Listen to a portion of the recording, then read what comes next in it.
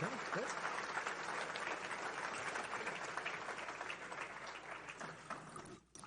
You see, I told you they like me. Well, it's really is an honor to be here with you and to rekindle our old friendship that started 47 years ago. Wow. Yeah. Long time. You haven't aged a bit. No, you haven't. You haven't changed a bit. So folks from Buffalo are very proud to say that you're a native son here. You spent the first 10 years of your life in Hamburg. Right. What do you remember about growing up in Buffalo? It was cold. No, the memories were refreshed earlier this morning. I went back and visited my boyhood home, which was a lot smaller than I remember. It was near the fairgrounds, for those of you around here, and we would. I remember hearing the call to the post, the dun dun dun dun dun dun when because they did racing there on the weekends, and we would set up lawn chairs in the driveway because they had concerts too, and got the concert without having to pay for it. So, where'd you go to school? St. Bernadette's. Yeah, and that's where my wedding was. Oh, yeah. So we have that. It closed last week. Yeah, that's what I heard. That's what I heard. So when we were in law school, and particularly on the law review, people saw you as very bright, a good writer, ambitious, and going places. Did you let yourself dream about being on the Supreme Court then? No. I didn't dream about being a judge. I didn't dream about being a lawyer before then. I was going to go to graduate school to study in history. True story, I was taking a cab back from Logan Airport to the campus, and the cab driver asked me what I did, and I told him I was a history major at Harvard. He said, I was a history major at Harvard. And so I said, where's that law school application file? But when I got to law school, I found out that I liked it, but I certainly didn't want to be a judge. And then, ended up clerking and working in the government and in a law firm for a while. And, it just sort of happened that you end up in a position where someone decides to nominate you to be a judge. And by that time, I had been practicing long enough that I thought it would be a good change, and that worked out. And then, the Supreme Court fortuitously came along after that.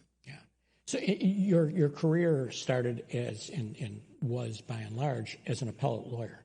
How did that happen? Well, I came off of the government work that I had been doing. I had spent a total of 7 years between the clerkships and a stint in the Justice Department and some time at the White House counsel's office. So when I left that, I'd been out 7 or 8 years and hadn't really practiced normal law. And I didn't want to start, the seminar or whatever for first-year students to learn how to take a deposition.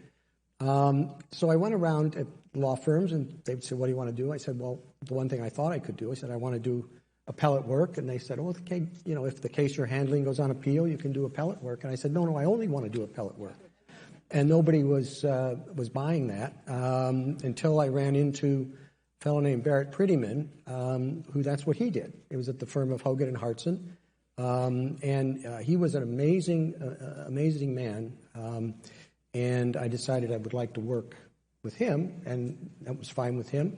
He had been an extraordinary life. The courthouse in D.C. is named after his father, who was a very prominent judge. But Barrett, at age 18, left high school in D.C. and went to England, and then joined Patton's army. Hurtling toward Berlin, and they were ambushed, and his unit found themselves in these foxholes, terrible cold, through the night, and the Germans were sort of picking them off sort of one by one, and he swore that if he made it to the morning, he would wake up happy every day, and he made it through. He had frostbite. They took him back to back to Belgium. The rest of his unit went in, and they were going right into the Battle of the Bulge, and they were all killed. So he kept his vow, as far as I could tell. It was a very upbeat person, very, very, pretty much everybody else on their walls had pictures of, fox hunting or old English judges. And, he had pictures of clients like Truman Capote and Catherine Ann Porter, and and he had a great attitude, and I really enjoyed practicing law with him. And he woke up happy every day, even after he started working with you? Yeah. I never heard that. Yeah. So I said you were a hard worker on the law review, and you really were, but you had some time for fun as well. And I told Tom Metzloff, who's a law professor at Duke, that I would ask you to tell these folks about pencil ball. Yeah, Tom and I spent more time playing pencil ball at the law review than working on the law review stuff. It was a very complicated thing. You get a little piece of paper and put some tape around it, and then with pencils, somebody would pitch the ball and you try to hit it with a pencil. And you have this elaborate scoring system, too, right? A triple, if you got in the wastebasket, it was a triple. Right. If it ended up sticking to the ceiling, it was a homer, I forget. Well, it was very complicated. They never let me play. The rules evolved as each game went on. I was an underclassman, so they never let me play. But they played the pencil ball game. So you interviewed for clerkships yourself, and you now interview candidates for clerkships. Any pointers you have for folks when they interview? Well, one year when I was interviewing people, I was looking with law clerks, and probably you do as well, you want people with some degree of self-reliance and confidence. So I thought, laid out a dozen half glazed and half powdered donuts out in the waiting area. And I figured, one, it would be a good sign if whoever it was liked donuts. And also if they had enough self-assurance to have one, even though their hands would have glazing or powder on them when they came in. End of the day, a dozen donuts still there. So everybody failed that. Now, I had some bad experiences of my own. It was back when some justices were still hiring people right out of law school, and Justice White was one of them. And I was scheduled for an interview with him. And I went down to Washington, and they had just opened the new metro system, just opened. And you put your money in and you get a fare card and all that. I don't think they do this anymore. I'm sure they fixed it back then, but all I had was, a 20, and put it in and put in the fare. It was 40 cents to Union Station. So I got $19.60 in quarters or whatever. It was like in Las Vegas, the quarters just kept punching out. But, I was a law student. I wasn't going to leave them there. Right. So I put some in here and some in here in these other pockets. And I walked into Justice White's chambers, and I was jingling, jingling. He kind of looked strange at me, and I crossed my legs and $1.50 fell out on the floor. I didn't get an offer from him. Tom Metzloff got that job, right? He clerked. Yeah. Tom, my pencil ball opponent, got the job instead. Yeah. So you really are a terrific writer, and you were back in law school as well. I still remember you're telling me that if I had a sentence that had 3 prepositional phrases or more, go back and rewrite the sentence because the sentence needed rewriting. Where'd you learn to write? And is there any one person who you credit for teaching you how to write? Well, I think the way to learn to write is to read good writing. And I read a lot. I liked Conrad. and Elmore Leonard. I mean, Joseph Conrad, if you want to write long and flowing, elegant sentences, and Elmore Leonard, if you like punchy sentences. And I think that helped a lot. Mm-hmm. When it came to writing briefs, though, I had a secret weapon. I have 3 sisters. None of them is a lawyer, and yet they're very bright. And I would send, in most cases, a copy of the draft brief to them and ask them to read it once, and then I'd call them and ask them what it was about and who should win. And if your writing isn't clear enough for somebody who is an intelligent layperson to get through it and to understand, basically what's going on, I mean, they wouldn't say, under ERISA this or that, but they say, the guy who, was driving the truck, should have looked left and he looked right, and, the safety brake didn't work, so the other person could pay. And if it was the right answer, then, and I see it today, and I bet you do too, when you read so many briefs and read them carefully, but it's not like you can devote as much attention to, however many cases you're hearing. So you want to make sure that somebody who's going to read through it once, maybe a little more quickly than you'd like, really gets the gist of what you want. The other thing I'd like to do is read aloud. And again, no matter how complicated it was, you should be able to stand up and read it to somebody and have them basically follow. I mean, otherwise your sentences are too convoluted, not direct enough. And I think those are two things that serve me well. Do you still try to do that now when you write decisions? You try to make them simple and people accessible? are always complaining and walking down the halls, and they're reading out loud, and no, they don't do that. What? But you try to make your decisions accessible.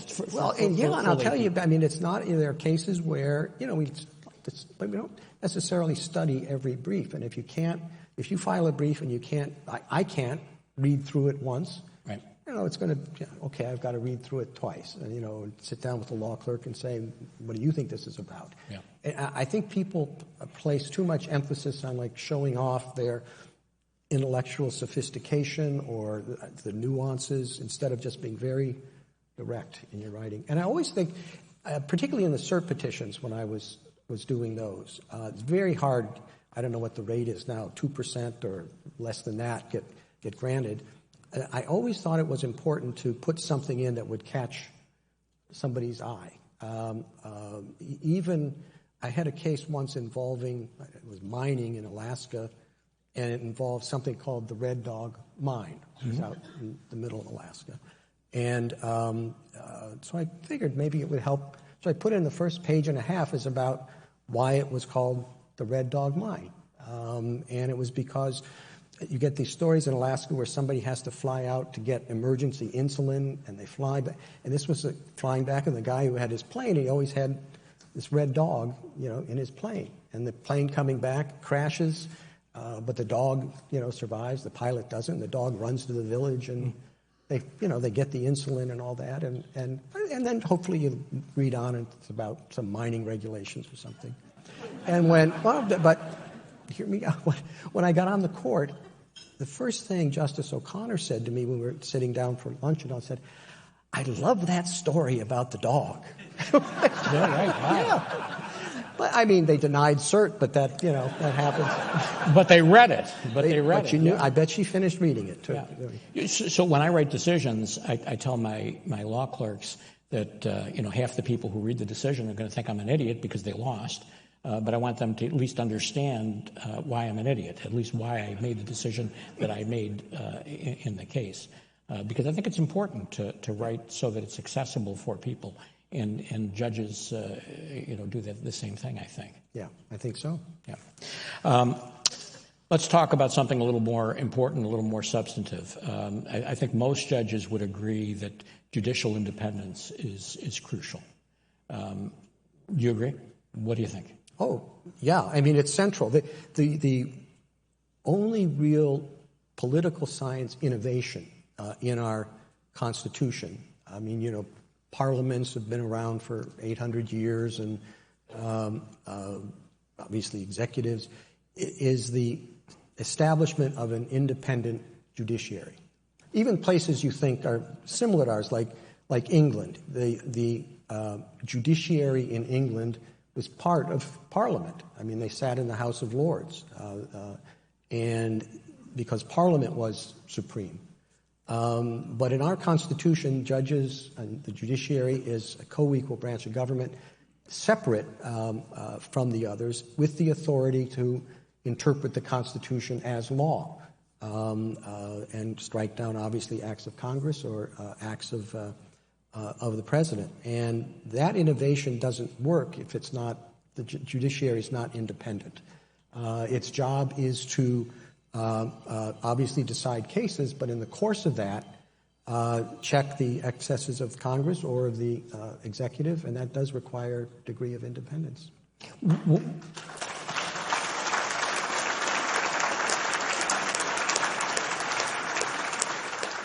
What do you think of these calls for impeachment of judges based on the decisions that they've made? Well, I've already spoken to that, and impeachment is not how you register disagreement with decisions. That's what you're for, right? That's what you're there for. That's what we're there for. Yeah. So, lots of decisions that you make interpreting the Constitution have real life practical consequences. So, just as for example, the Second Amendment decisions result in more people having guns. And the Obamacare decision resulted in more people having health insurance. Obergefell resulted in more same-sex marriages. Do you think about those practical consequences when you're interpreting the Constitution? And should justices think about those practical consequences when they're interpreting the words of the Constitution? Mainly no to both of those questions. Because if you do that, with one exception I'll talk about later, but if you do that, you're kind of putting yourself in the place of the legislator. You can say, for example, a consequence of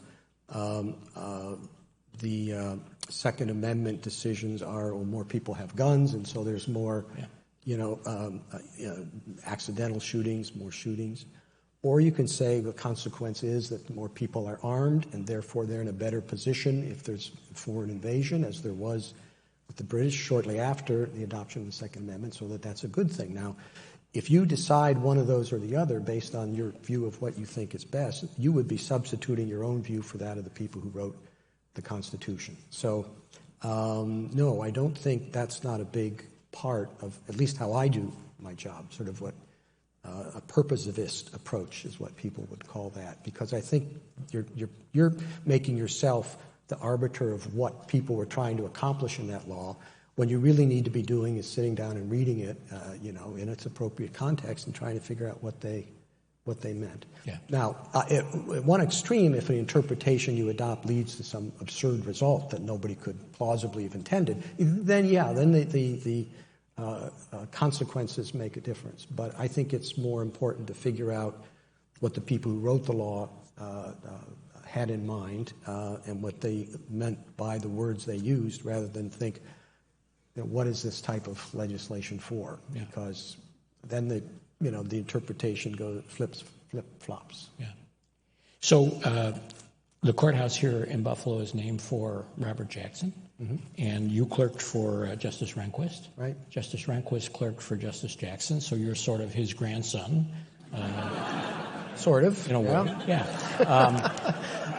Does that have any special meaning for you? I mean, I know one of the portraits you have hanging, one of the 4 portraits you have hanging in the Justice's conference room. In the conference room. Yeah. Is Jackson. Yeah. Would you talk about that a little bit? Well, sure. I mean, obviously one of the more remarkable members of the court in our history. Part of the reason he's in our conference room is he was, the Solicitor General who argued before the court, the Attorney General, in charge of the branch of justice and the administration, the prosecutor at Nuremberg, which was very controversial on the court. His colleagues did not think that was necessarily something he should be doing. And obviously one of the great justices. I mean, his eloquence is really extraordinary. His eloquence at Nuremberg was extraordinary. So, I think it's a great grandfather to have. Now, the other portraits, John Marshall Harlan is there, and I just think somebody whose parents name him John Marshall, who then lives up to it and ends up on the Supreme Court, deserves a painting. And seriously, all his pronouncements in a number of areas of the law, I think, are really remarkable. He was a dissenter in Plessy, wasn't he? The loan. That's when he said that we have a colorblind constitution. And the other one is Cardozo. At one time, I had 5 colleagues on the court from New York So I figured I had to give them some New Yorker on the wall. And then, of course, the great Chief John Marshall as well. Yeah. So I read a speech that you gave to your son's graduating class that talked about the importance of getting to know the folks who work at the school, the custodial staff, the janitorial staff, those kinds of things. Why is that important, and why was it important enough for you to give that message to your son and his classmates? Well, it was 8th grade, and it's a time when they need to learn a lot of things. I mean, it's important, just it's basic courtesy, but also it's important to appreciate that no matter high and mighty you might think you are, or others might, that there are other people that are doing things that are just as vital to the functioning of our world and as anybody else. And all the people who work at the Supreme Court are part of the process that ends up in our articulation of what the law is, and whether it's the Chief Justice or somebody in the print shop or one of the law clerks or anybody else. And I think if you lose sight of that, that's a real shame. And I do think, again, particularly 8th grade is a good place to learn that. Did you do that when you were in school? Did you get to know those folks when you were in? Oh, sure, yeah. But in 8th grade, I mean, those people were the boss. Yeah.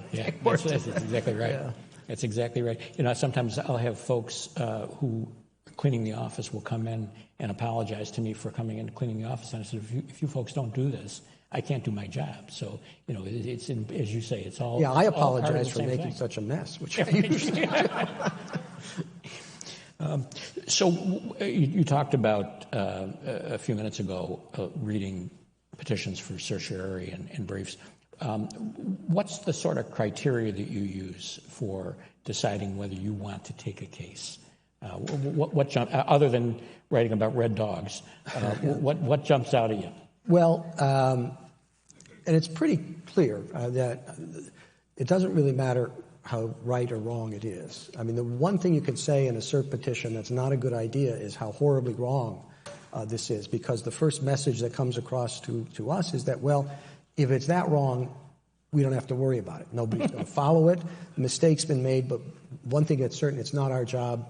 We're not a court of error in the sense that we correct mistakes. So what we're looking for are conflicting decisions on the same law that have to be fixed. I mean, if one person reads this law and says you can't do this, and the other person says, no, it means you can't do this, it should mean the same thing across the country. And so that's more the type of case we would take to resolve that disagreement. So people who want to get their cases heard need to have somebody who's good at explaining why we need a greater degree of uniformity. You can't say in New York some particular expense is tax deductible, but in California it's not. So a lot of the cases we get are actually not that glamorous. They're not that interesting because there are a lot of areas of federal law like patent law and copyright law, tax law, all sorts of things. And when those disagreements come up, we're the only ones who can fix it. So a lot of our docket is pretty mundane. Is there something too, though, putting something in the cert petition that'll catch the judge's eye, like the red dog story? I mean, do you find yourself, when you read something like that has something that catches your eye, drawn to it a little more? Oh, sure, yeah. I mean, we take whatever it is. I don't know what the number is, 1.5% of all the cert petitions. You've got to do something to stand out of the crowd, unless you have a really good case.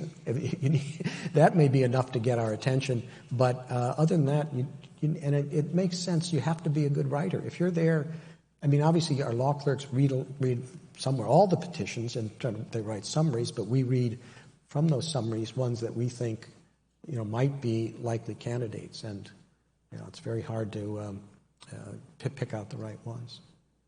Some of your colleagues have written autobiographies. Have you started yours yet? No. Are you gonna? No. You won't. Why? Why not? I think my life is very interesting to me.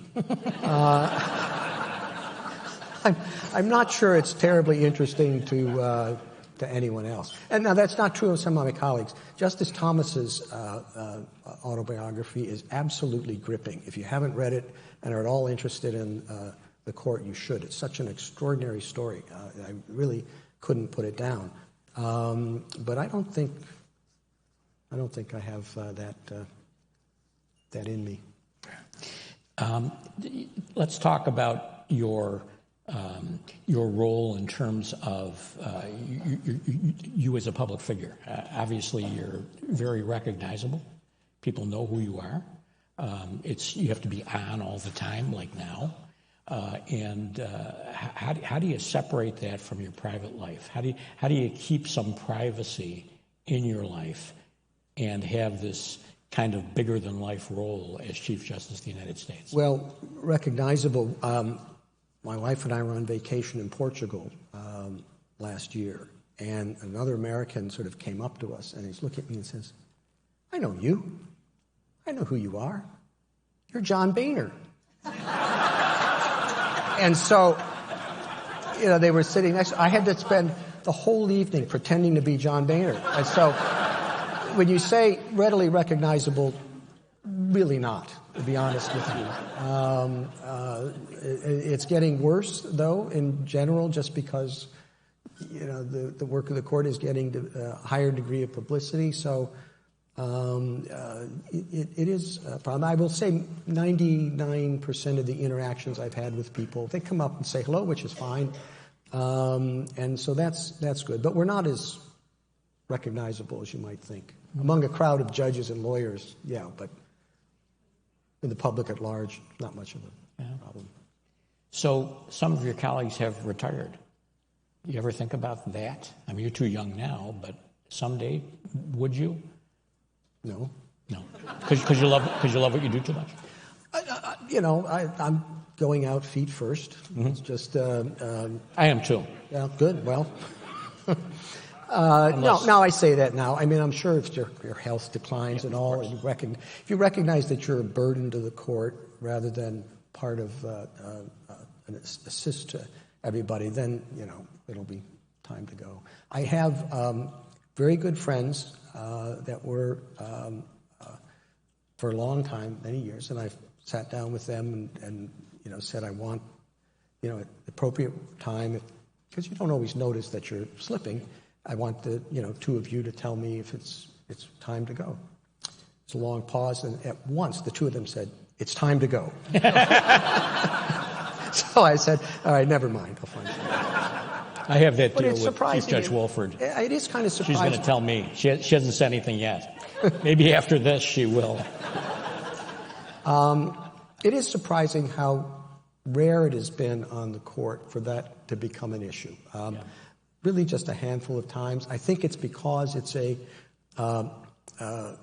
collegial, both in a technical sense and in a popular sense, group of people that you develop relationships where if the people do come, there have been times when somebody has stayed a little longer than they should, then the other colleagues come, and it's always really worked out. So I don't think that's going to be a problem. So, but it is, I still feel pretty healthy. Yeah. Do you love what you do? I mean, do you really look forward to it? It's exciting to get up, every morning and go into work. Doesn't seem like work when it's like that, right? Some days. Some days it does. But it's nice that we have a break in the summer.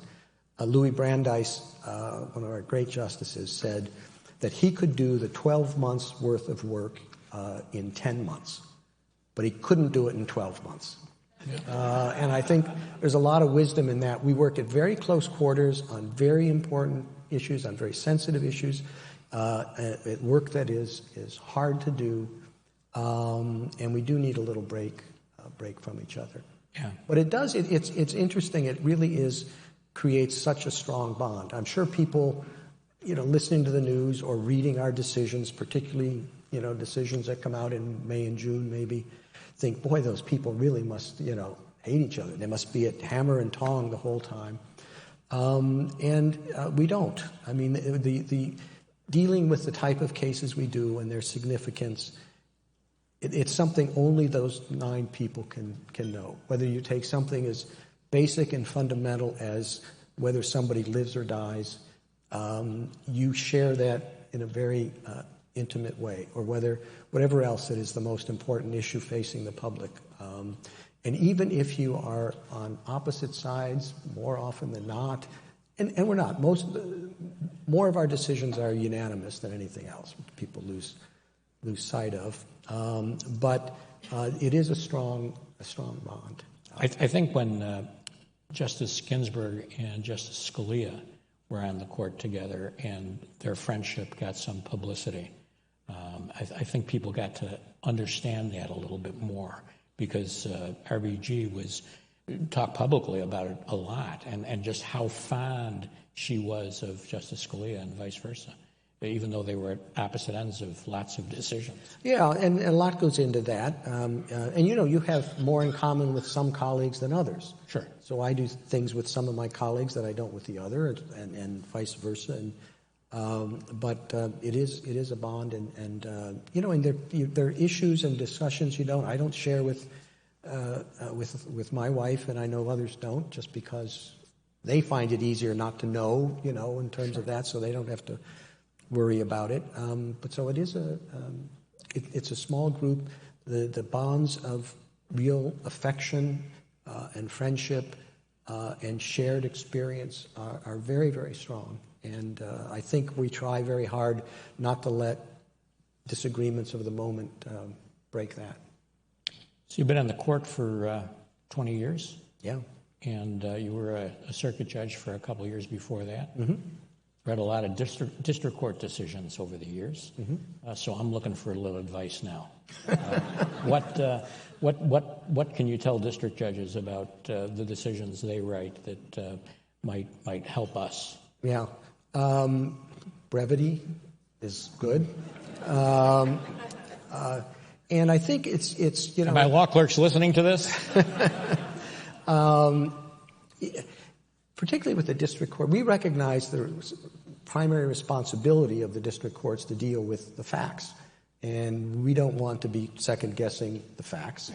And so that's an important thing to address if it's going to be in the opinion, to make it clear what findings you've made about what and what hasn't. And then I remember Justice Rehnquist, for whom I clerked, was very adamant about that, and he was a very good trial lawyer. He said you don't want to waste too much time, on the law.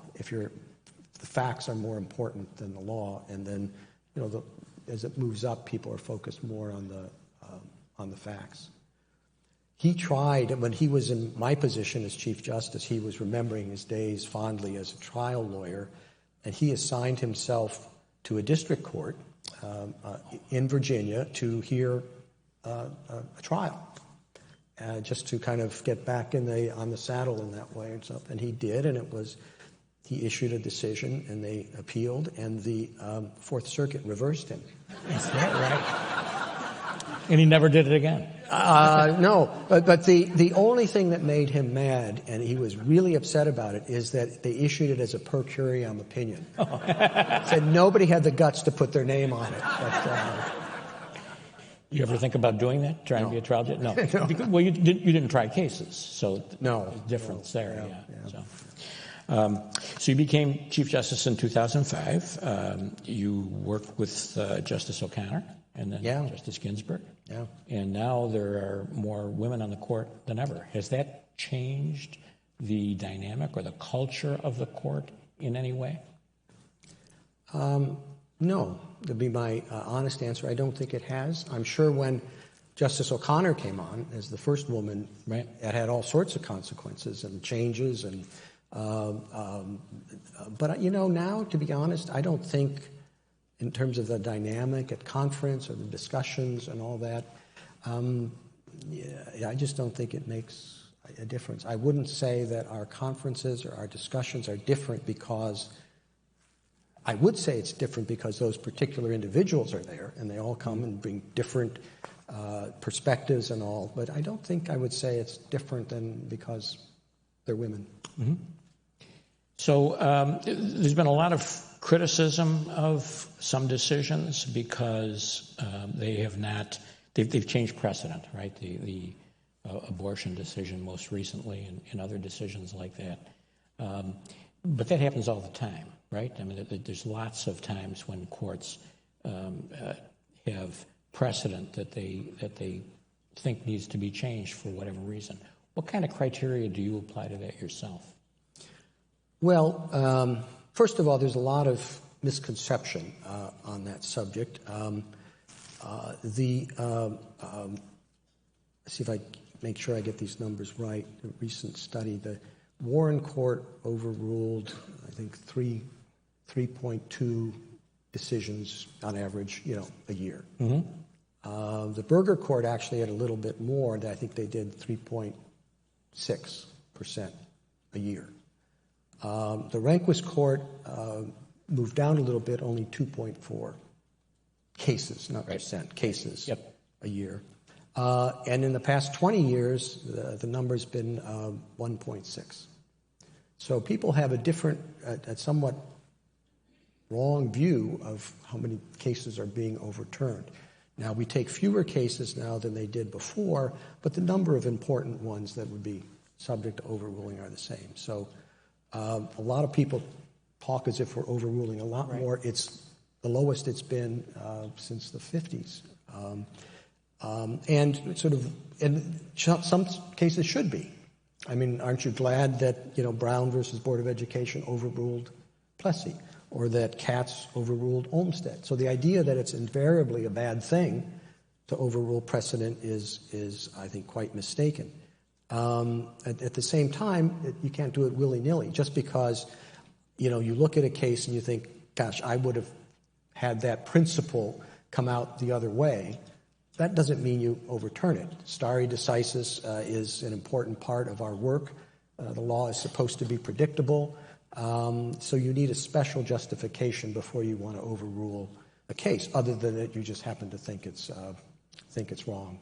We were talking about the Barnett case a little while ago, and that was a case that overruled a decision that Justice Frankfurter made just a few years before. Gobaitis or Gobaitis, whatever. Yeah. And so, it's been around for a long time. Yeah. So when you do that, the first thing has to be that it's clearly wrong. The second thing has to be, does that make a difference? I mean, if, for example, you say you can't figure out what the filing deadline is, is it 10 days under the rule or is it 12 days? You have to decide it. But you shouldn't come back and say, it should have been 12 days, not 10 days, so we're going to overrule that. I mean, that's something that many cases, it's more important that they be decided than that they be decided right. Mm-hmm. Whether it's 10 or 12 days is a case like that. So it has to be a case where it really makes an important ongoing difference and be significant enough to the legal system that it's justified to overturn the approach. But it's not something you want to do very often. Can you talk a little bit about your experience clerking for Judge Friendly and Justice Rehnquist? Yeah, 2 wonderful years in my life and 2 totally different experiences. And I have to say, at a very personal level, the chance to clerk with Judge Friendly was very important. I graduated from law school in 1979, and this may be just the way I looked at it, but maybe it was because I, being a kind of lawyer was a second choice for me in general. But the law was a very cynical enterprise back then, I think. And in some ways it's good and others bad. It was very instrumental. People were using law as kind of a vehicle to achieve a particular objective. There's nothing wrong with that at all. That's a lot of people, do that. But also in a cynical way. And law was not regarded as something of sort of moral value, for want of another word. And so I felt, frankly, that maybe this had not been a good choice. This wasn't something that was uplifting. If you had a particular agenda you wanted to pursue, it could help you do that. But then I went and, was at the elbow of this extraordinarily great man, one of the most remarkable judges. And, he saw it differently. He really looked at it as a valuable gift that we had inherited for ordering society in a reasonable way. And he was somebody who was totally apolitical. The most brilliant judge of his generation. Richard Nixon didn't appoint him to the Supreme Court because he thought he would be soft on crime. And he would have been, from Nixon's perspective. He would have applied the law as it should be, and it meant some criminals were going to go free and others weren't. And he was able to sort of construct, certainly in his opinions, which lawyers here know were remarkable, realized that this was a system that had internal coherence and that was really a gift, and it needed people who are willing to view it in those terms rather than this is how I'm going to use it to get to a particular result. So that was where kind of I left my cynicism about the work that we as lawyers and judges do, and appreciated that it had a greater worth. And just in terms of writing, he was a remarkable, gifted writer. He would come off of the bench after argument and sit down with a legal pad, two of them, one for text, one for footnotes or notes, and just start writing and finish it in 1 day or 2 days. And the secretary would type it up and give it to one of his law clerks, and we'd look at it and say, well, what does he want us to do? And he would have some ideas and look at it. So that was a really remarkable year. And then with Rehnquist, Rehnquist was the generation between. Judge Friendly was kind of like almost like two generations. He was older, and I was just out of law school, and Rehnquist was kind of right in the middle. And a different approach. His writing is crystal clear, very direct, and had the same sort of appreciation and, I don't mean to overuse these sorts of words, but reverence for what the law does, but was very, direct and analytic, and you sort of knew exactly how it was structured and where it was going. So it was a nice experience for me to have two very different people, and they really admired each other. In fact, I got the clerkship with Rehnquist because he and Friendly were at a conference together, and I think Justice Rehnquist asked Judge Friendly if he had any good law clerks, and he mentioned one, and I guess somebody else hired that one, and then he mentioned anyway, I don't mean to be long-winded about it, but you do kind of look back at that and see these sort of formative influences in your life, and are grateful for them. Does the way you deal with your clerks, by and large, mirror the way they dealt with you? No, I wouldn't say that. When you're in the middle of it, it's kind of hard to be self-conscious and appreciate. I mean, the one thing I do know is that the four clerks really do form quite a common bond. And Rehnquist used to talk to us about how that was, and he said it's because the clerks are united by a common enemy. I really, it's kind of hard when you're in the middle of it to see how, they might view the experience. How do you work with your clerks? How do you? It really varies from case to case, Sometimes if the facts are a little complicated, I'll want them to take a look at the record more than they might otherwise.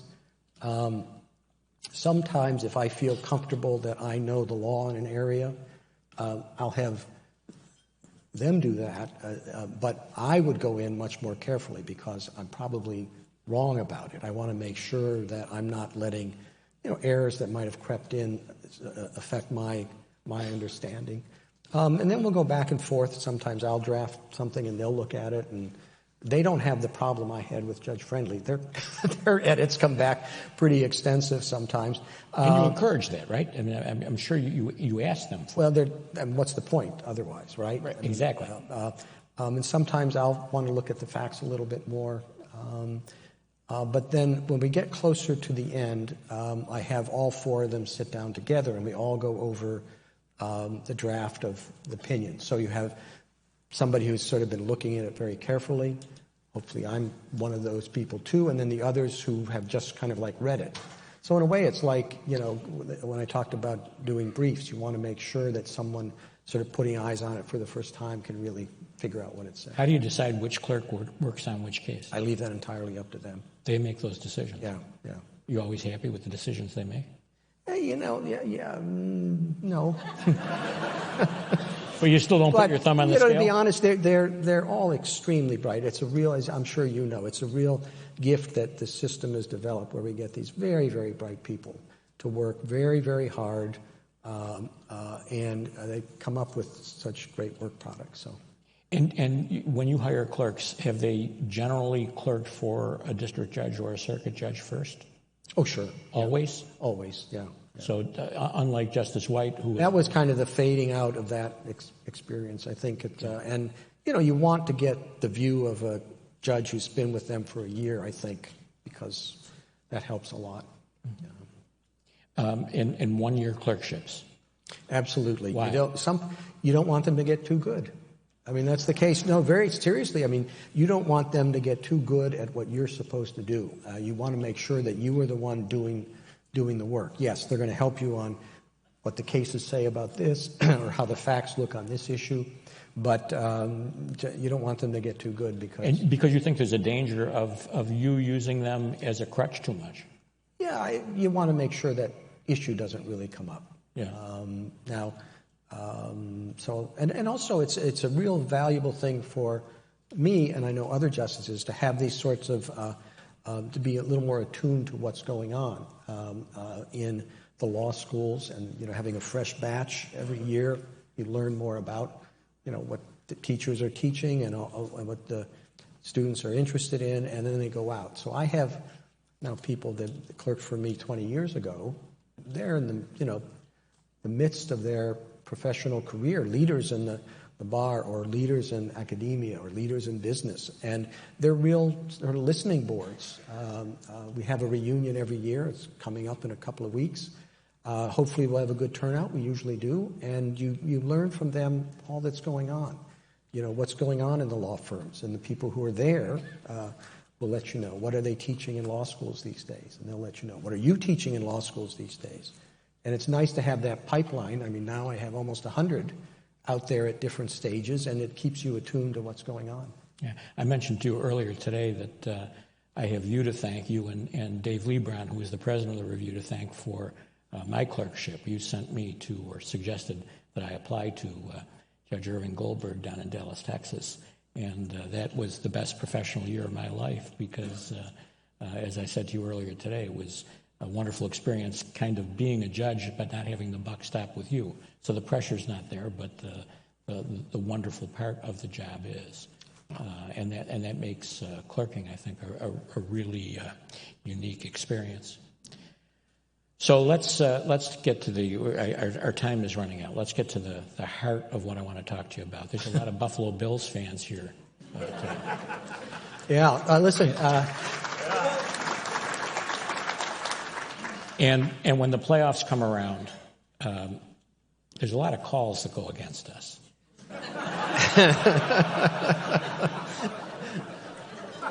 Are you going to be around to handle some emergency appeals this season? We're getting tired of the same old thing happening to us year after year. Yeah, I can see that. Yeah. Well, I was here long enough. I know I had a poster in my room of Jack Kemp, quarterback, and I think Darryl LaMonica was there too. Yep. And Pete Gogolak, who was the first soccer-style kicker. Even Cookie Gilchrist, if I'm remembering that. So that was what was posted on my wall. But I left when I was 10, and we moved to a town in Indiana. Chicago was the closest place. So you're a Bears fan? I'm a Bears fan. But look, when I was growing up, it was Dick Butkus, Mike Ditka, and really, if he hadn't blown out his knee, the greatest running back in NFL history, Gale Sayers. And we were near. They had different connections with. They would come and talk at the grade school even, and because we were in Indiana, but on the lake, and people liked to go there. And it was just...